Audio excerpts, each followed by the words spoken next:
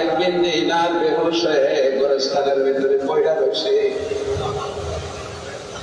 দীর্ঘক্ষণ বেহুশ হইয়া গোরস্থানে পয়রা যখন বসেছে, তখন আল্লাহর কাছে ডাক দিয়া বলে, আল্লাহ, এই দুনিয়ার হাজার হাজার মানুষ আমার ওলি আল্লাহ বলে, হাজার হাজার মানুষ আমার অনুসরণ করে, হাজার হাজার মানুষ আমাকে আল্লাহ আল্লাহ ভাবে। ও বাবা, জান্নাতি তালিকায় আমার নাম নাই, এই জীবন রেখে কোনো লাভ নাই। মালিক বিন দিনার সংসার ত্যাগ করলেন, স্ত্রীর পরিবার ত্যাগ করলেন, মসজিদের ভিতরে যাইয়া সকাল থেকে সন্ধ্যা পর্যন্ত সারা রাত্র দাঁড়ায়া দাঁড়ায়া নামাজ পড়ে আল্লাহর দরবারে কান্দে। আল্লাহ গো, লক্ষ লক্ষ মানুষ আমাকে ইজ্জত করে, আমারে সম্মান করে, আমারে আমারে আমারে হাদিয়া দেয়, আমারে তাজিম করে, তাকরীম করে, অথচ জান্নাতি তালিকার ভিতরে আমার নামটা নাই। একদিন, দুই দিন, তিন দিন, 4 দিন, 7 দিন অতিক্রম হয়ে গেছে। মালিক বিন দিনারের ঘুম নাই, খাওয়া নাই, বিশ্রাম নাই, আরাম নাই। মসজিদে 24 ঘন্টা চোখের পানি ছেড়ে হাউমাউ করে কাঁদতেছে। বাবাজিরা, মালিক বিন দিনারের জীবনে পড়ে দেখেন, 7ম দিন জুমার রাত, মালিক বিন দিনার ঘুমায়া পড়ছে। ঘুমের ভিতরে দেখা দেখে ওই যে 2 জন ফেরেশতা গোরস্থানের ভিতরে সাক্ষাৎ।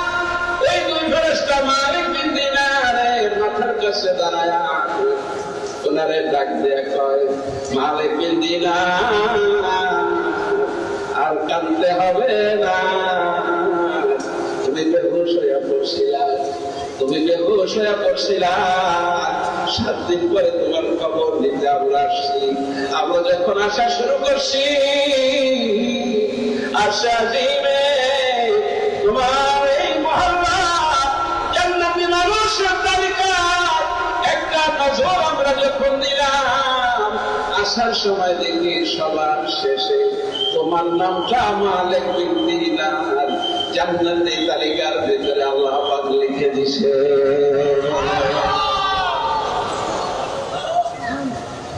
মালিক বিন দিনার বলে, আমি বুঝি না আপনারা আগে কি বলবেন আর এখন কি বলেন।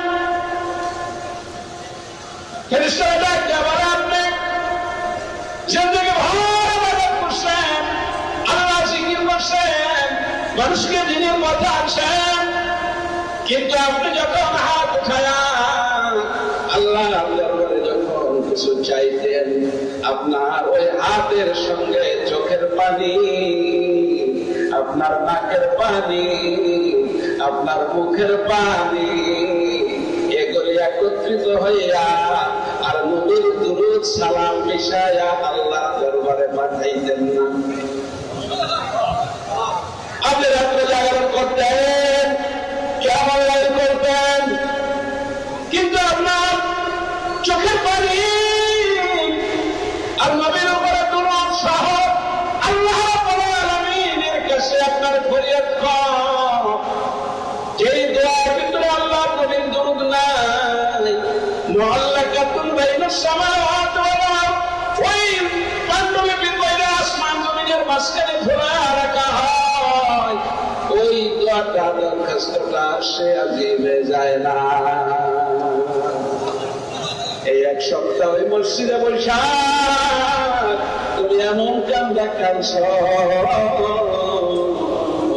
তোমার চোখের পানি, নাকের পানি, মুখের পানি আল্লাহর নবীর ওসিলায় বারবার বারবার তুমি নবীর উপরে দরুদ সালাম দিয়া যখন কাঁদছ, নবীর দুরূদের বরকতে আল্লাহ পাক তোমার নামটা পরিবর্তন করে জান্নাতি দপ্তরে উঠায়া দিছে।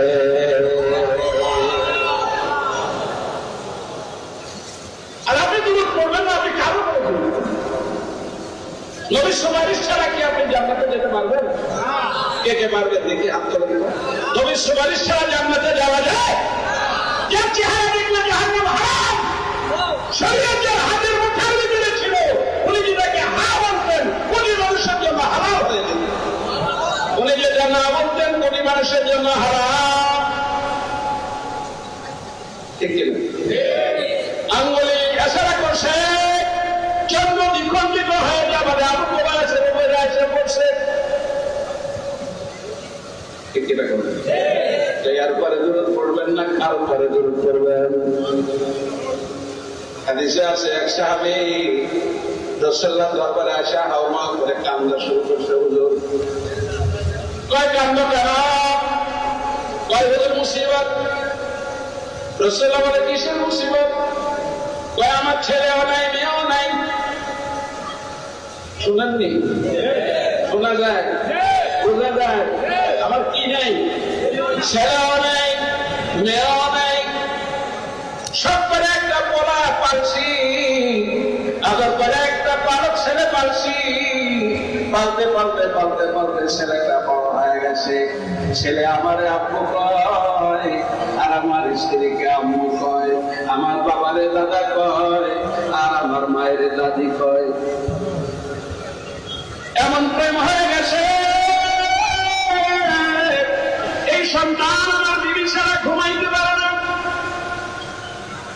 আমি ছাড়া সে থাকতে পারে না। তার বিছানা আলাদা করে দিছি, সে ঘুম পারে না। ও আল্লাহর হাবিব, পালতে পালতে পালতে পালতে সন্তান বড় হয়ে গেছে, বালেগ হয়ে গেছে, বিবাহের উপযুক্ত হয়ে গেছে। এখনো পর্যন্ত সন্তান আমার বিবি ছাড়া ঘুমাইতে পারে না।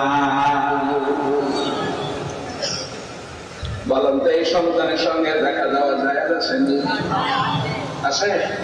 বালেগ হওয়ার পরে আর দেখা দেওয়া যাবে? সাহাবী কয় হুজুর